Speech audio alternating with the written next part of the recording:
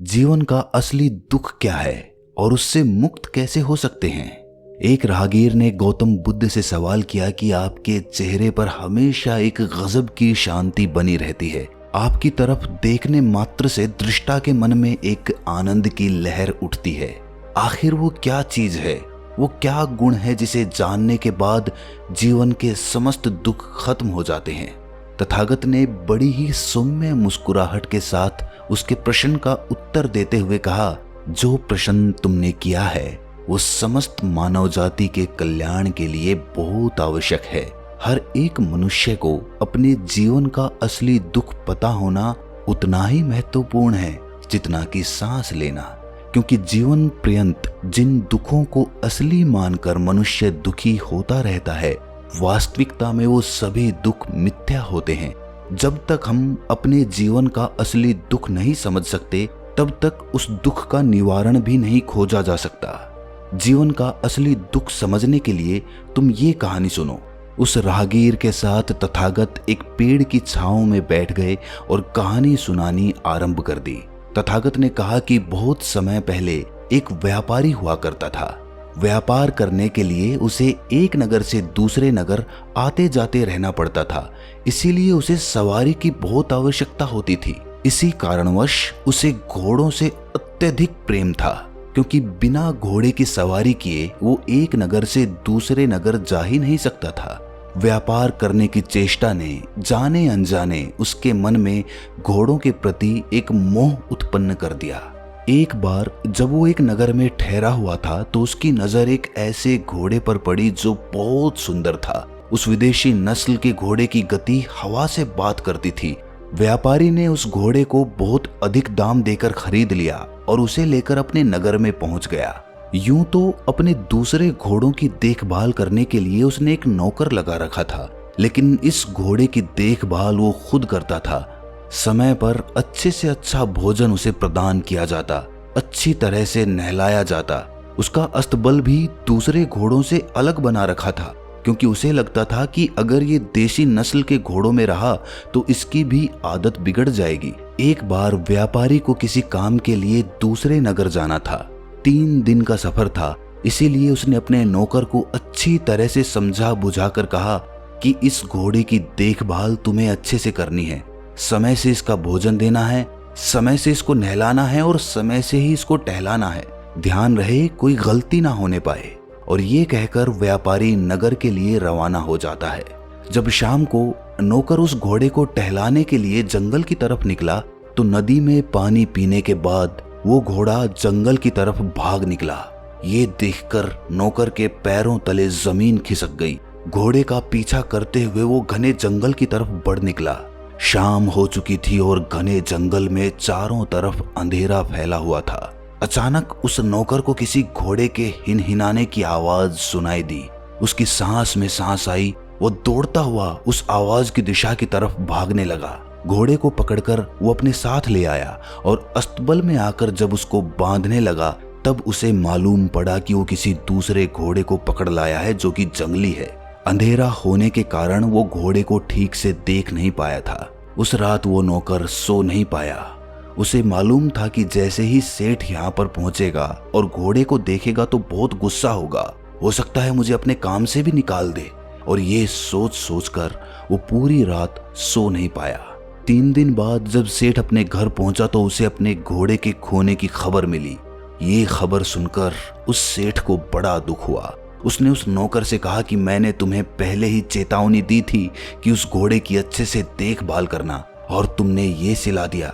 लेकिन नौकर सेठ के यहाँ बहुत समय से नौकरी कर रहा था, काफी बूढ़ा भी हो चला था, इसीलिए सेठ ने सोचा कि इसे काम से निकालना बुद्धिमानी नहीं होगी। जैसे तैसे सेठ ने अपने मन को समझाने का प्रयास किया कि शायद ये घोड़ा मेरे भाग्य में था ही नहीं, इसीलिए तो जंगल में भाग गया। रात को जब सेठ सोने लगा तो उसके स्वप्न में वही घोड़ा दौड़ता हुआ दिखाई दिया। आधी रात में सेठ अचानक उठ खड़ा हुआ और फूट फूट कर रोने लगा। वो अपने आप से कह रहा था कि मेरा घोड़ा कितना प्यारा था, कितना अच्छा घोड़ा था, कितना प्रेम करता था मैं उससे, और आज मेरा घोड़ा मेरे पास नहीं है। मुझसे बड़ी भूल हुई। एक की जगह 2 नौकर उसकी देखभाल के लिए रखने चाहिए थे। अब लोग क्या कहेंगे कि व्यापारी को इतना महंगा घोड़ा खरीदने की क्या आवश्यकता थी। एक घोड़ा भी ठीक से संभाल नहीं सकता ये व्यापारी। रात भर इसी तरह के विचारों से घिरा रहा, लेकिन जब सुबह सेठ उठा तो उसका दिमाग और ज्यादा खराब हो गया जब उसने नौकर को मजे में घूमते हुए देखा।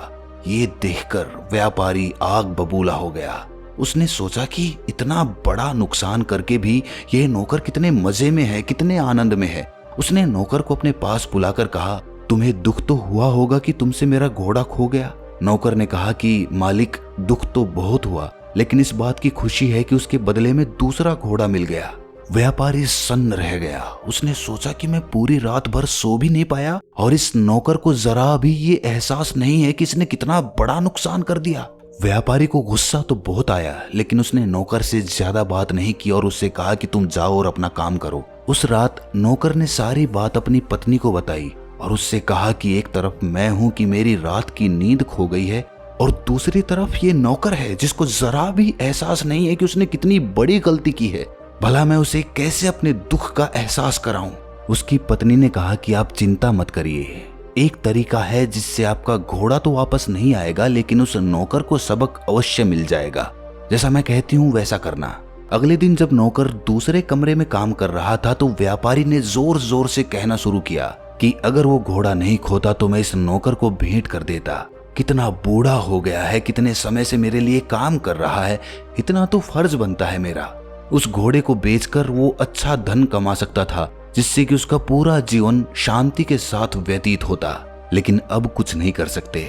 जब व्यापारी ने बार बार अपने आप से कहा कि वो घोड़ा मेरे लिए नहीं मेरे नौकर के लिए था, तो धीरे धीरे व्यापारी का मन अपने आप हल्का होने लग गया। उस रात व्यापारी बड़ी चैन की नींद सोया, लेकिन दूसरी तरफ वो नौकर नहीं सो पाया। उसकी नजर के सामने वही घोड़ा घूम रहा था। कभी उसकी चाल दिखाई देती, कभी वो खाना खाता हुआ दिखाई देता। जब सुबह नौकर उठा तो उसका चेहरा उतरा हुआ था। उसने अपने मालिक से कहा कि मालिक, मुझसे बहुत बड़ी गलती हो गई। जब से पता चला है कि वो घोड़ा मेरा था तब से मेरी रातों की नींद उड़ चुकी है। और ये कहकर नौकर अपने मालिक के कंधे पर सर रखकर जोर जोर से रोने लगा।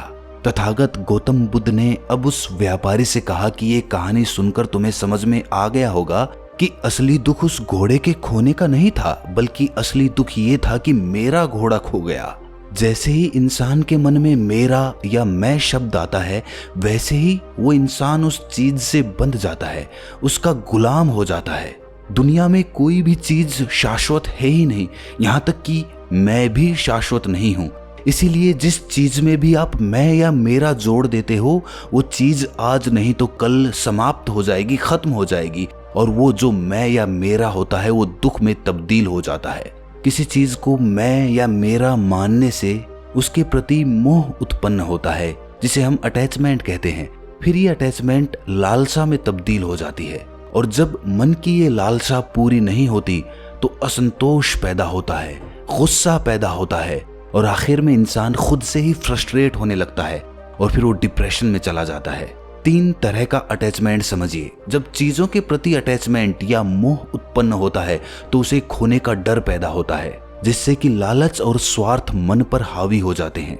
जब किसी इंसान के प्रति अटैचमेंट बढ़ता है तो इनसिक्योरिटी होती है, दूसरों के प्रति जलन, ईर्ष्या पैदा होती है, इसी से पजेसिवनेस भी उत्पन्न होती है। लेकिन सबसे खतरनाक अटैचमेंट वो है जो हमारी सोच और हमारे विश्वास से जुड़ा होता है, क्योंकि विचार दिखाई नहीं देते, वो इंसान को अंदर से जकड़ लेते हैं, जिससे कि इंसान अड़ियल हो जाता है।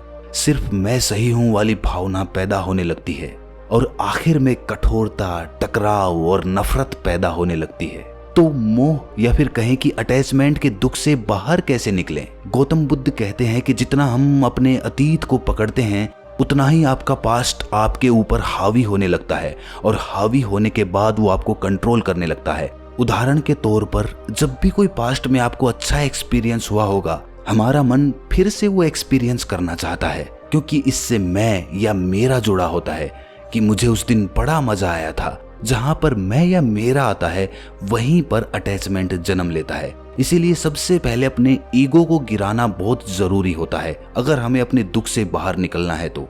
मैं या मेरा, यही सबसे बड़ा ईगो होता है।